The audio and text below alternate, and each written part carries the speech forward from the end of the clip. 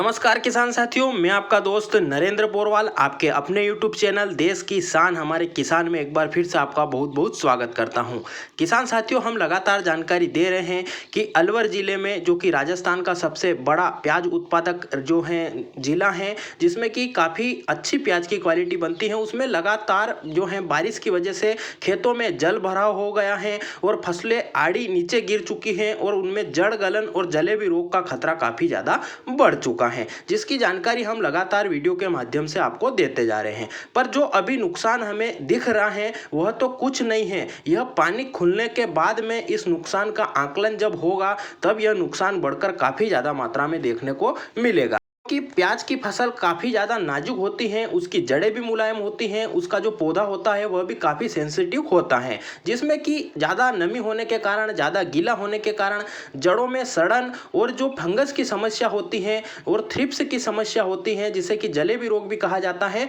वह काफ़ी जल्दी फैलेगा। पत्ती झुलसा रोग जो कि फंगस के कारण आता है वह काफ़ी जल्दी फैलने की संभावना बन रही है, क्योंकि लगातार गीला होने की वजह से, नमी होने की वजह से उसमें कहीं ना कहीं फंगस पनप चुकी है। तो इस नुकसान से फसल को बचाने के लिए या इस नुकसान को कम करने के लिए किसान भाइयों को क्या क्या ऐसे काम करने हैं, क्या क्या सावधानी रखनी है, ऐसे क्या क्या काम नहीं करने हैं, ऐसी संपूर्ण जानकारी इस वीडियो में हम देने वाले हैं। तो आप पूरी जानकारी के लिए वीडियो को पूरा देखें और उन उपायों को अपनाएं और अपनी फसल को नुकसान होने से बचा लें। और आपको वीडियो पसंद आए, हमारी जानकारी पसंद आए, हमारी मेहनत पसंद आए तो आप वीडियो को लाइक करके हमारा हौसला जरूर बढ़ाएं और ज़्यादा से ज़्यादा किसान भाइयों तक इस जानकारी को पहुंचाकर आप व्हाट्सएप, फेसबुक और अन्य सोशल मीडिया प्लेटफॉर्म्स पर शेयर करके हमारी मेहनत को सफल करें और ज़्यादा से ज़्यादा किसान भाई इस जानकारी का लाभ ले सकें, इसलिए आप शेयर जरूर करें। और खेती से संबंधित, मंडी भाव से संबंधित और किसानों से जुड़े हर एक मुद्दे की जानकारी के लिए आप जल्दी से जल्दी अपडेट पाने के लिए चैनल को लाल बटन दबाकर सब्सक्राइब करें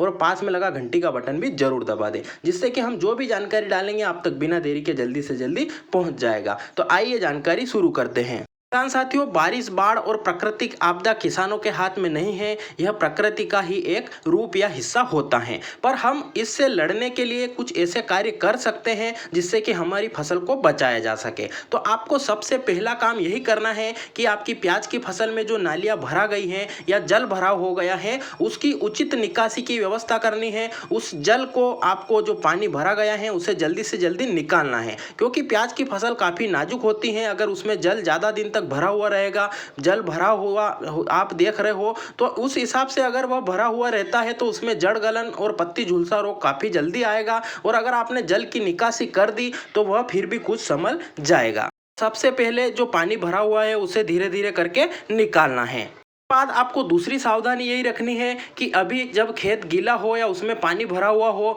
तब आपको कोई भी नाइट्रोजन बेस्ड खाद जैसे कि यूरिया हो गया, अमोनियम नाइट्रेट हो गया, ऐसे कोई भी खाद का उपयोग नहीं करना है, क्योंकि यह पत्तों पर गिरने पर पत्तों को नुकसान पहुंचा सकते हैं। प्याज के पत्ते वैसे भी मुलायम होते हैं और पानी की वजह से काफ़ी ज़्यादा मुलायम और भी हो गए हैं, तो उसकी वजह से जो है पत्तों के ऊपर गिरने से नुकसान हो सकता है। इसलिए आप अभी खेत सूखने तक कोई भी उर्वरक या खाद ना डालें। खेत सूखने के बाद जब आप सिंचाई करोगे तब उसके पहले आप खाद डाल सकते हैं। तीसरे नंबर की सावधानी रखनी है कि जैसे ही खेत में नमी सूखे, जल पूरी तरह से निकास हो जाए और खेत में आपके पैर चलने लायक हो जाए, उस समय आपको खेत में एक स्प्रे करना है जिसमें कि आप फंगीसाइड ले सकते हो, जिसमें कि आप जो टेबुकोनाजोल जो कि बायर कंपनी के फोलिक्योर में भी आता है वह ले सकते हो, या धानुका कंपनी की जो कोनिका होती है जिसमें कि फंगीसाइड और बेक्सीसाइड दोनों होते हैं वह ले सकते हो, या फिर जो बायर कंपनी का जो नेटिव होता है वह ले सकते हो, या फिर एक रोको नाम से फंगीसाइड आता है जिसमें कि थायोफिनेट मेथाइल होता है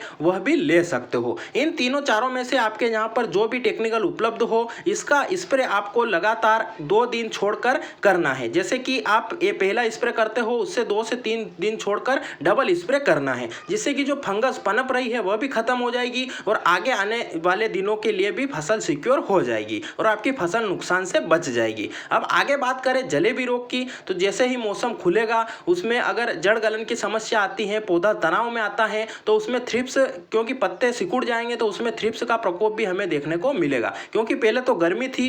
फिर 3 से 4 दिन लगातार बारिश हुई और फिर अगर टेम्परेचर बढ़ता है तो उमस और जो नमी का जो कॉम्बिनेशन है उसके कारण थ्रिप्स का जन्म होगा और उसे रोकने के लिए आप एक जो है थ्रिप्स का भी आपको एक ट्रीटमेंट करना है, जिसमें कि आप इमिडाक्लोप्रिड 40% प्लस फिप्रोनिल 40% का जो कॉम्बिनेशन आता है, जो कि आपको घरड़ा कंपनी की पुलिस में भी मिल जाएगा, उसका आपको बारिश खुलने के बाद में स्प्रे करना है, जिसपे कि आपकी फसल जो है थ्रिप्स से पूरी तरह से कंट्रोल हो जाएगी। और आपने फंगीसाइड स्प्रे कर दिया है तो दोनों से आपकी फसल सुरक्षित हो जाएगी और उसमें इतना नुकसान नहीं हो पाएगा जितना कि जो हम स्प्रे नहीं करते हैं उसमें होता है। स्प्रे करने के बाद में फिर जैसे ही आप जो खेत सूखने के बाद सिंचाई करोगे, उस सिंचाई करने के बाद में आपको एक टॉनिक लेना है, जिसमें कि आप जो पोषक सुपर जो कि कृषि रसायन का आता है वह भी ले सकते हो, या मार्केट में अन्य और भी कई सारे टेक्निकल जो आते हैं जो कि पौधे की बढ़वार को सहायक होते हैं। तो ऐसे एक टेक्निकल ग्रोथ प्रमोटर या फिर अपना टॉनिक बोलते हैं, वह लेकर आपको स्प्रे कर देना है, जिससे कि आपकी फसल जैसे कि बारिश के पहले चल रही थी ऐसी ही रफ्तार में ग्रोथ करने लगेगी और आपकी फसल नुकसान से बच जाएगी।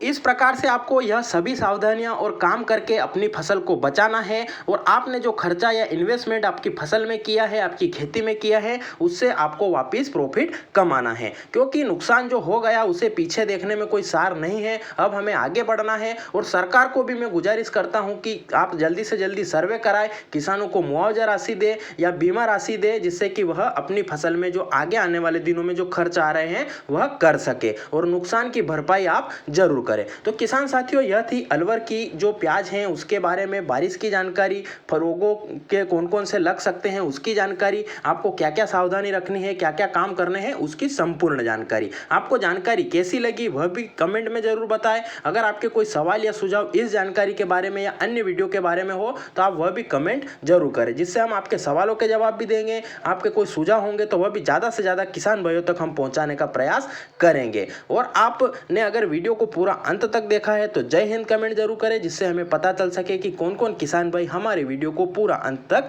देखते हैं। साथियों, जो जानकारी हमारे चैनल पर सबसे पहले मिलती है वह आपको कहीं भी नहीं मिलेगी, इसलिए चैनल को सब्सक्राइब करके रखें, जिससे कि आगे आने वाले दिनों में जो भी प्याज लहसुन की खेती, सोयाबीन गेहूं चना अलसी सरसों मटर की खेती से संबंधित और मंडी भाव और किसानों से जुड़े हर एक मुद्दे की जानकारी जो हम डालेंगे वह आप तक बिना देरी के जल्दी से जल्दी मिल जाएगी। तो आप चैनल को सब्सक्राइब करके जरूर रखें और चैनल पर जाकर और भी कई सारे खेती से संबंधित वीडियो डाल रखे हैं, चाहे सोयाबीन हो या आगे आने वाली रबी सीजन की जो प्याज नर्सरी हो या फिर जो प्याज की रोपाई हो या प्याज की खेती हो या प्याज का भंडारण हो या लहसुन की खेती और मंडी तक की संपूर्ण जानकारी हो, सभी हमने चैनल पर अपलोड कर रखी हैं। आप जो है पूरी सीरीज या वीडियो की जो प्लेलिस्ट है वह जाकर जरूर देखें। आपके काम की वीडियो हो तो उसे जरूर पूरी देखें और लाइक शेयर करें और चैनल को सब्सक्राइब करें। वीडियो को पूरा अंत तक देखने के लिए आपका विशेष धन्यवाद। फिर मिलते हैं नई जानकारी के साथ नए वीडियो में, तब तक के लिए धन्यवाद। जय हिंद, जय भारत, वंदे मातरम।